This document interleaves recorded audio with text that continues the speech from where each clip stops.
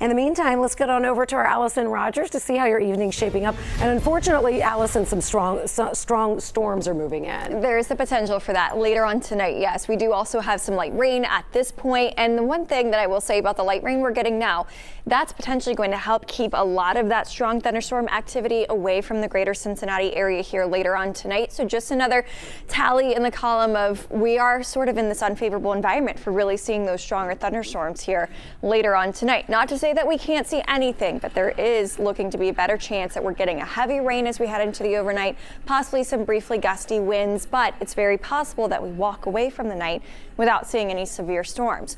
Right now across southeastern Indiana, we do have moderate pockets of rain in Versailles over towards Sunman, as well as right around Lawrenceburg, kind of starting to work their way into Lawrenceburg, Indiana right now, as well as some lighter rainfall throughout the 275 loop. So if you're headed out of work, leaving the house anytime soon, you might run into some sprinkles if you are driving in downtown or up toward I-75, 71, the Norwood Lateral, up toward the Ronald Reagan. That's all a possibility, as well as Highway 50 there.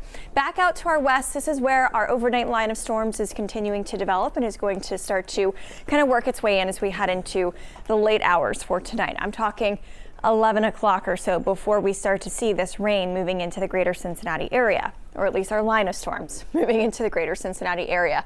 You notice a ton of lightning with this. I do think there is the potential for some thunderstorms, a loud night for sure. I think there's also potential for heavy rainfall, as well as some gusty winds as that line initially moves in here. Severe weather, that threat is greatly going to weaken. The further west you live, you can actually see, or the further east you live, I should say, you can actually see here the scale from essentially 4 all the way down to 1 goes down.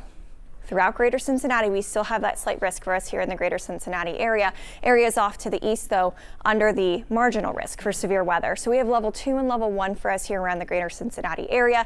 If anyone's going to see those really strong winds closer to about that severe weather threshold, around 60 or so miles per hour, it would be areas west of I-75.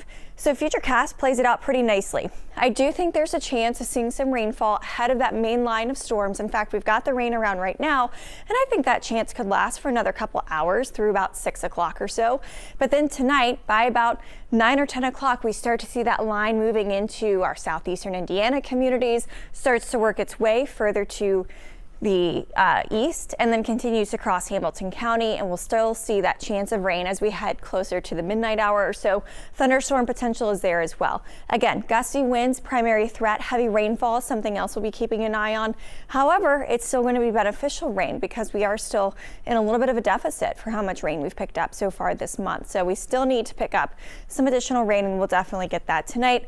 I think our nightly totals are going to be closer to about an inch or so for a lot of us.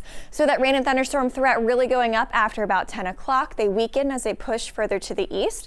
Damaging wind is going to be the primary threat, as well as a chance for some heavy rainfall, thunder and lightning. All of that's going to be a possibility as well. For tomorrow, we generally are drying out throughout the entire day, but there is a chance for some nighttime thunderstorms.